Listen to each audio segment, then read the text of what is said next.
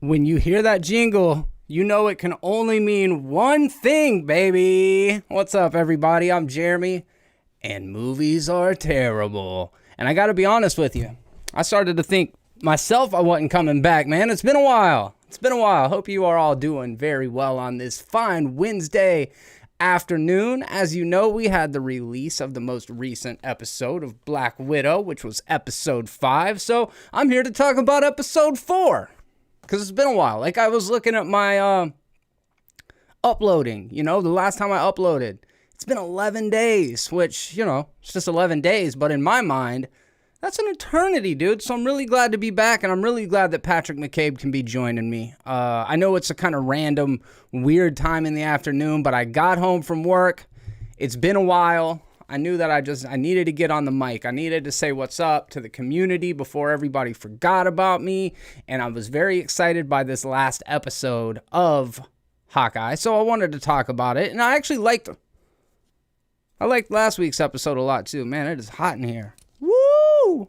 I got a hat on today. I know that it's not the first time you've ever seen me in a hat, but I got a fucked up haircut, dude. It's the other reason y'all hadn't seen me. You want to see this shit real quick? Bah! Dude, that's a whole video. That's a whole video in itself. That's a podcast story. But boy, oh boy, do I have a story to tell y'all about the haircut that I got. I'm just not going to do it now because I got to get into the review. Because most of the people that click this video, they're going to be here for the review. Not for me talking about my stupid haircut. But the haircut's stupid, man. The haircut is very dumb. What's up, Kobe? How you doing, man? Be careful out there. I know how those people on 98 drive, dude. Wild out there. All right. So episode 4 of Hawkeye was one of my favorite episodes. I mean, episode 5 takes the cake, no question about it. But episode 4 had some really great reveals in it. Some secrets are beginning to kind of be revealed as to what the true, antagonist of this series is going to be. We had a sneaking suspicion of a character that was going to show up that was confirmed in episode 4. So this is like a lot of cameos happening in this series, man. And I'm here for it. We got the Spider-Man No Way Home movie coming out. People have seen it. And there's a lot of conversation about the multiverse opening up and all these characters showing up. And meantime, over here in the little pocket MCU television side of the MCU, we've got other characters from other universes showing up. So this is wild, dude. They're still finding ways to surprise the audiences, and I appreciate that. Big fan of what they're doing on the Marvel television series. So Hawkeye is picking up steam as its Christmas finale draws closer. A classic Marvel villain continues to be teased in small doses, which we all know who that is, while Black Widow's Yelena Belova has made her grand entrance, and Clint Barton and Kate Bishop have begun to act like a real team, at least until Kate nearly dies, a clear wake-up call to the dangers Clint has been putting her in. So, Partners, Am I Right is the name of this episode, and it is the shortest episode so far in this miniseries. It'll probably end up being the shortest, and not really a lot happens in it as far as different scenes, but a lot happens within each of those scenes. There's the two big standout set pieces, moments, I suppose. There's when Kate brings all of the movies over with the booze so that she and Clint can have a movie marathon night. Very, very good scene. A lot of great dramatic acting there. I like how Clint teaches her how to flick the coin. Wonder if I got one of those around here. See, if I had a coin right here, I could show you guys that I am deadly accurate flicking a coin. Maybe I'm lying. You know what I mean? Who's to say? I don't have a coin around here. Guys? Girls? You know what I'm talking about, man. I got 8% female viewers on my analytics for the last 28 days, so I can't just... It's not just a sausage fest in here, boys. I mean, yeah, 92% of you. But I'm looking out for that 8%, man. I'm just really glad to know that my wife is finally checking out my videos. What's up, Jacob? How you doing, man? Thank you for stopping by to be a part of the conversation. We are talking about episode 4 of Hawkeye. Toss a coin to your Witcher. That song slaps, dude. There's like a heavy metal version of it I think you might like. The dude's like belting it out like a opera singer. Anyways, so yeah, it's a 40-minute episode, and it does pack a lot of development into Clint and Kate's relationship. Obviously, we've got the scene even before the drinking scene where Clint is over at Kate's house. This is on the heels of the teaser at the end of episode 3 where, man, I'm going to mispronounce his name, and somebody was telling me how to do it. Jack Duquesne. Yeah. Jacques Duquesne. So he's got the Ronin blade up to Hawkeye, and then they kind of just start talking to each other, and it ends with Clint rejecting the same notion to Kate again, basically saying, we're not partners, you got to go. Kate's mom is obviously very concerned about her daughter, right? By the way, been saying it since episode 1. You guys and girls can vouch for me. I fucking knew, dude. Jack was a red herring, and what's her ass? Mom's character's name, I don't recall it right now. She's the villain. She's wearing red in the first scene that we see her in, dude. Dead giveaway. You see a character in red. I don't care if it's Daredevil. Daredevil and the Flash, both bad guys. Not a lot of people know that, but now you do. We're talking about episode 4. We're talking a little bit about episode 5 as well. Put some dirt in my eye. Let's go. We're talking about episode 4. And then I'm going to talk about episode 5. This is my review of episode 4. However, because I saw episode 5, I'm going to be referencing both of them more than I should. Hey, Northern Crusaders, man. Thank you for stopping by. Don't worry, you're in good company. I will not be talking about Spider-Man because I don't know anything about Spider-Man. Oh no, Haley got fly, dude. She definitely got hot. It happened over a few months. Yeah, man. So, he tells Kate that he used to be Ronin, which is obviously a kind of tough pill for her to swallow because she's always seen him as this Boy Scout, Avenger, hero, you know? So to find out he was going around murdering people, but, you know, she's like, you're a good person, you know? Yeah, I mean, you murdered like 100 people, but you're a good person, Clint. See, that's the thing about you. What's worse than murder? 100 murders. How do you make up for 100 murders? I don't know. I guess you save entire humanity. That normally will absolve some of your sins. You know what I'm saying? Don't worry. I won't be talking about it, Northern Crusaders. I won't even touch on episode 5 if I can help it. I'm just going to talk a little bit about it. Ploopy the P, welcome to the conversation. Same with you, Thorif and Razzle Squad, of course. Got the usual suspects in here and some new faces. Love to see it. Love to see it. Do me a favor. I got 8 concurrent viewers and 3 likes. Let's see if we can try to even that ratio. Let's try to ratio me, but in a good way. Let's not go the other ratio. I don't know if you guys saw it. Hassan Piker got booted off Twitch for a week for saying cracker. Man, I love YouTube. Oh, I say so much worse than cracker all the time. King of the Hills 34. What's up, dude? It has been a while. I'm glad to be back. Justin, thank you very much, man. I appreciate you coming by. It has been a long time. 11 days since my last upload. Very happy to see that some of you people are here to check this out. And by you people, I of course mean crackers. And everybody. Everybody, you're all welcome. I'm just testing the water. You know what I mean? We'll see how many times I can get away with it before I get banned. That would suck, dude. What would I do? What would I do? So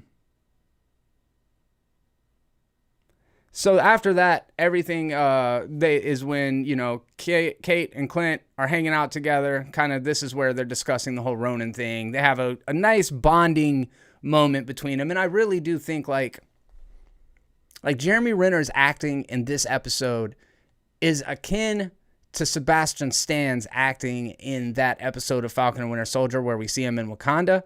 And those moments are things we would have never gotten in the MCU. And not because the MCU movies don't do good character development. It's just there are so many characters that not everybody gets a chance to really, you know, get fleshed out and have room to breathe. And these character moments are what make the MCU television series so good, because we're able to get smaller moments with characters that aren't the ones that are getting all of the time on the big screen. So I really like this. I really like the way they're doing that. Jay Wolfie in the chat. What's up, man? What's up, man? How you doing?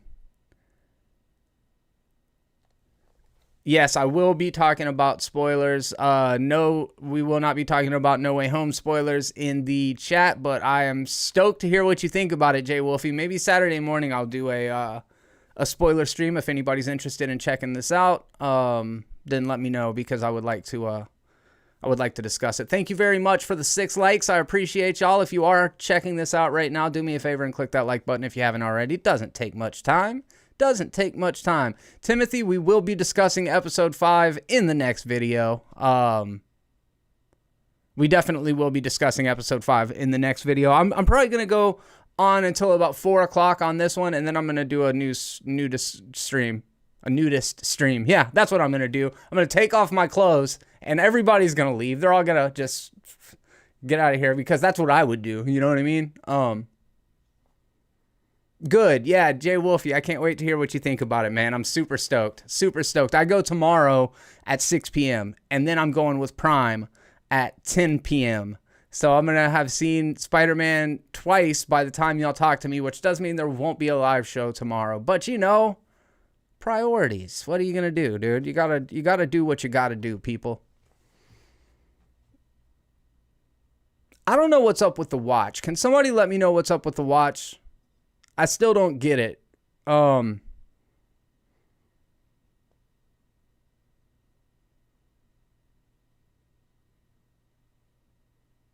So there's the scene, which was another good scene. The moment that I'm talking about specifically was, what's the best shot you ever took? She asked Clint, what's the best shot you ever took? And he says, it's the shot I didn't take. Like, such a action movie cliche line that worked really, really well. And then he goes on to explain what that means.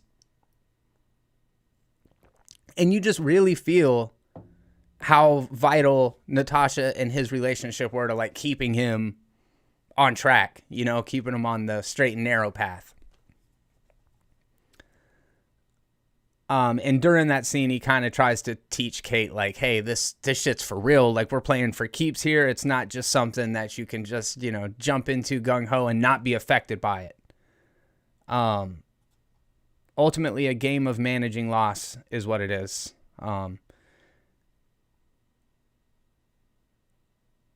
then he talks about the loss of his family during the blip and admits to being Ronin. And he says, everyone dealt with the blip in their own way. I continued doing what I was trained to do. Protect people, Kate responds, and he says, hurting people.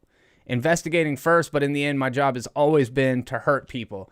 And I love that they're, like, not shying away from this. Like, Clint and Widow, they have a dark, sordid past. They were, like, government weapons. They were used by S.H.I.E.L.D., who was a shadowy organization, to go and carry out, like, very, very dark shit. I mean, especially on the heels of seeing Black Widow, we know what happened in Budapest. So it wasn't easy on him, man. It wasn't easy on him. And you can feel a lot of that hurt in his performance, which I really like. The conversation is followed by flashbacks pulled directly from scenes in Endgame, images of him and his family before the blip, as well as his last glimpse of Natasha before she fell to her death. Hawkeye's utilizing MCU's past in order to move forward, and that's something that Phase 4 has been doing a lot and doing really well. So from there, though, Clint and Kate attempt to steal back a mysterious Rolex, and that's the one thing that I don't know. They realize they're in Maya Lopez's apartment. Kate's inside. Maya shows up. Clint's on the roof across the street, and he's fighting, who's clearly a female fighter. He thinks he's fighting Maya. Oh my God, who are these characters, dude? Maya and Kate's fight is fucking super badass. The fight between Clint and whoever's on the roof is super badass. And I knew that Yelena was going to show up in the series. So I'm not patting myself on the back too much, but a little bit. I'm saying the goggles, like her very siphon filter looking goggles, there was 5 of them. Very arachnid look, you know, like just the placement of the goggles on her eyes. I was like, oh, there's Widow. That's cool. And the way she's fighting and shit. And then it goes to that 4-way fight scene where they're all going at each other. It's super well choreographed. The way that Clint's trying to protect Kate and ends up like cutting her loose. It's really neat. It's really neat. I like the way that they choreographed that fight scene. And we've seen, in particular in Hawkeye, more female hand-to-hand combat, I feel, than in any other Marvel property. Maybe Captain Marvel would be an example of a one that has more. Maybe Black Widow. But I like to see it. I like the way that they're choreographing these fights because, women are a bit smaller in stature, so to see them be able to sell fight sequences and it not look like, come on, man, give me a fucking break, is it's cool. So they've figured out ways to make it like high impact and dynamic, despite the fact that the actors are smaller framed. So I really like a lot of that stuff. So it's likely the watch holds the identity of Laura's real identity prior to marrying Clint. She was Mockingbird and fought with Clint before Natasha came into the picture and allowed them to hide.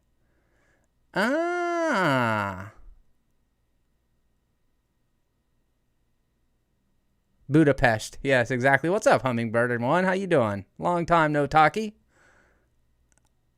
I'm glad you are here. That means a lot. And it's tied to Clint's wife. She's Mockingbird, most likely. Thank you, Timothy, for the insight. I really do appreciate that. Her and her kids and a Nick Fury witness protection. I've been hearing a little bit about Laura actually being like a comic book character and maybe has more of a past than what we're aware of. Good. Yeah, it's cool how they can continue to pull back layers without losing too much. At some point, it could feel put upon, right? That like, no, we know that that's not what happened. If she was this character, then why is this the first we're hearing about it? But because of how little we've actually seen of that character, I think it could still work really well. I don't feel like it'll feel like a cheat or something like that.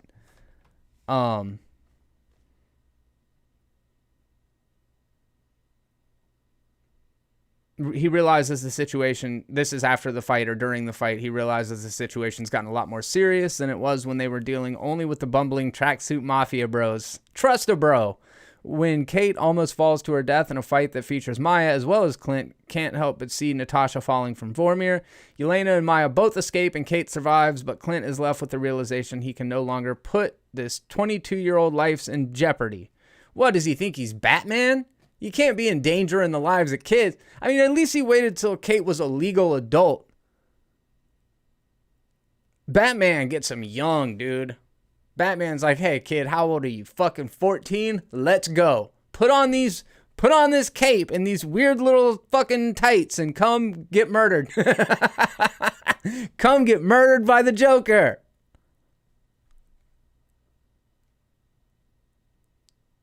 Anyone?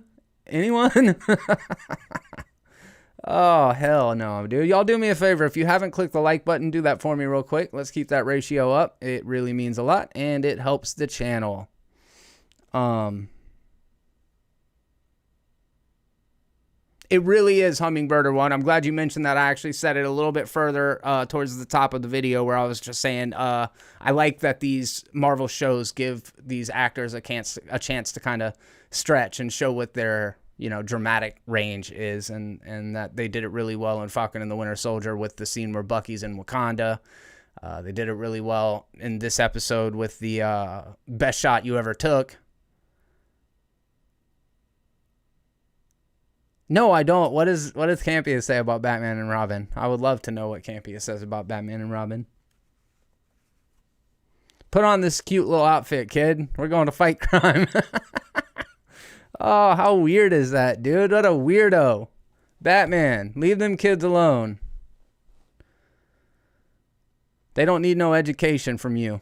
Leave them alone.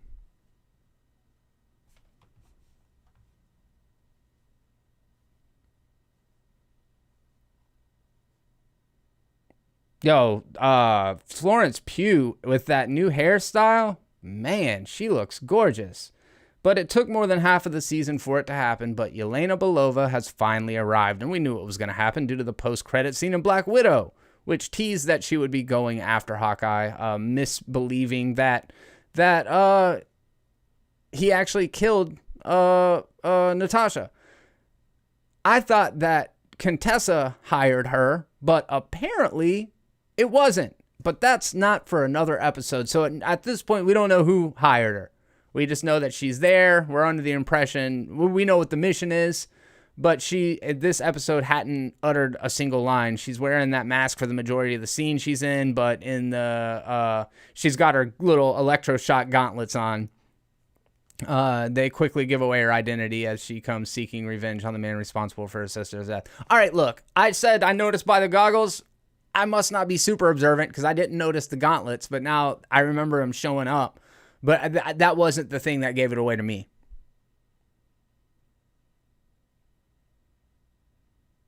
Oh, that's good. Put a kid with a stick towards a thug with a gun.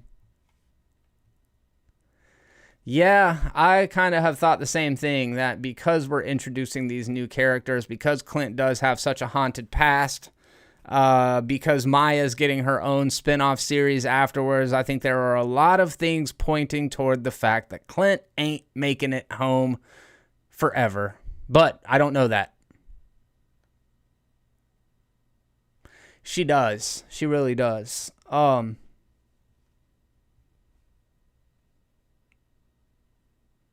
Let's see. Clint didn't kill Natasha, obviously, but Belova only thinks this because of Valentina Allegra de Fontaine told her so in that aforementioned Black Widow stinger.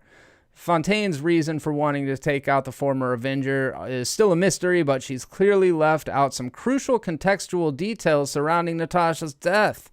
By the way, this is according to the Ringer.com Marvel Cinematic Universe Hawkeye Episode 4 recap. Handy dandy little notes I've got here.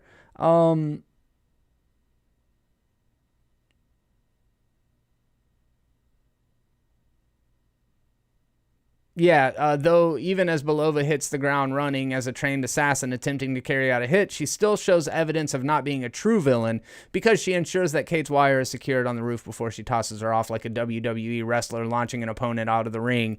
When Kate later has a chance to take her out with an arrow, Yelena looks at Kate in the eyes and subtly shakes her head, calling back to the first time Clint set his sights on the Avengers' original Black Widow and decided not to take the shot.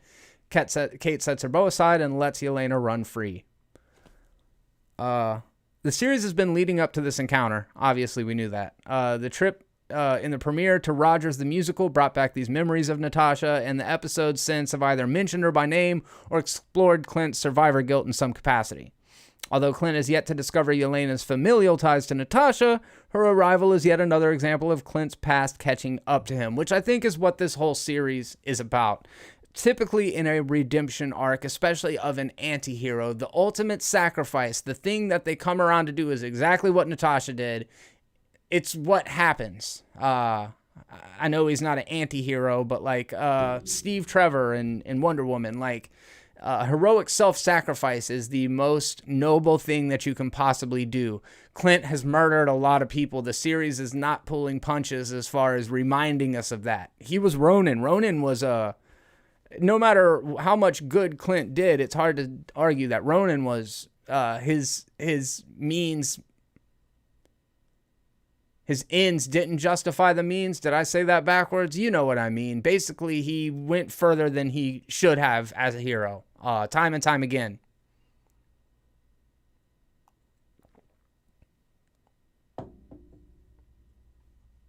What's with the watch? Okay, so this is according to the Ringer. The events of Hawkeye can be traced back to this vintage Rolex. It was first mentioned during the premiere. All the information we had on the Rolex at the time is that it was recovered from the remains of the Avengers compound.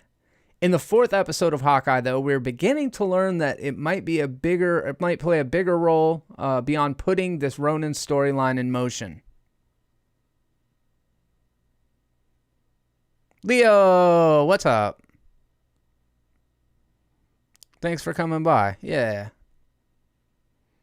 I'm quite sure he got used as a weapon, as is Maya. Yes, and there's actually a really good visual representation of that in episode 5 that we will talk about here in just a little bit. I'm going to wrap this review up in about 5 minutes, and in the meantime, I would love to hear anything else that you thought about the episode. However,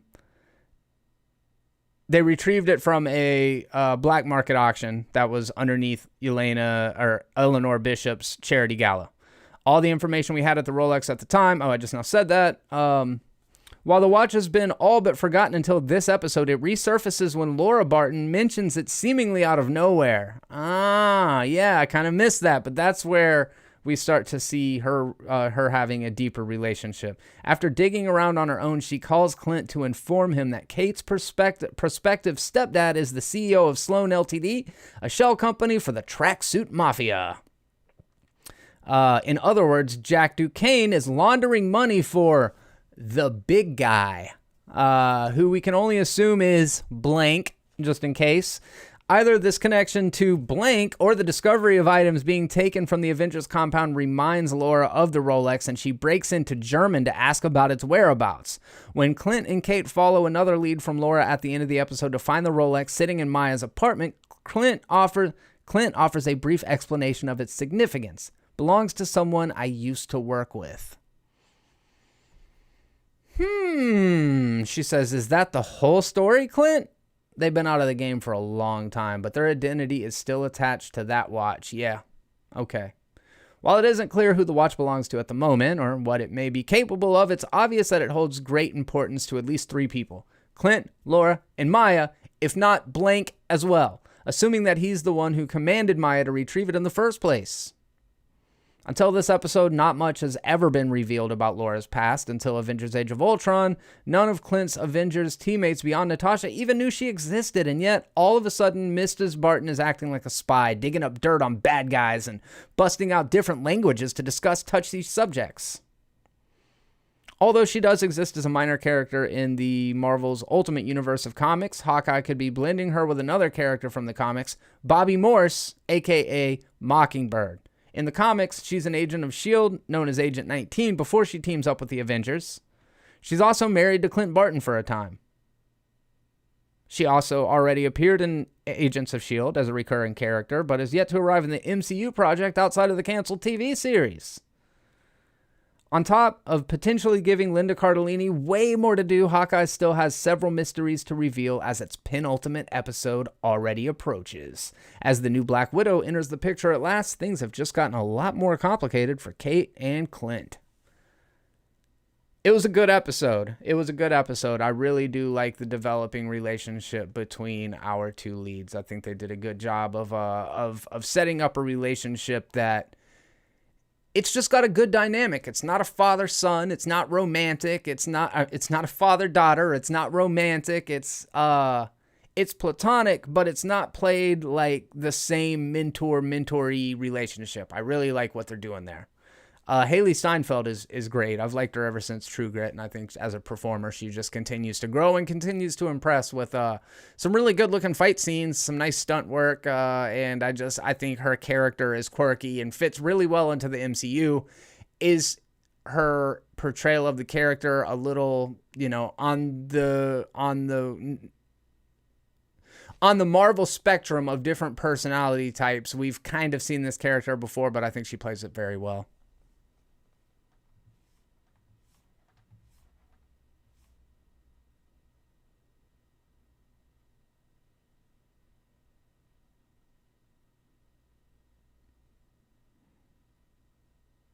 Square Wheel, what's up, dude? We are going to talk about episode 5 here in just a few minutes. Wind River is very, very good.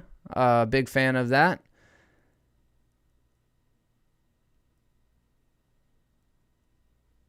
Oh, I would love to see a Ronin series based on Ronin between Infinity War and Endgame as well. That would be badass. They could do such a cool miniseries out of that.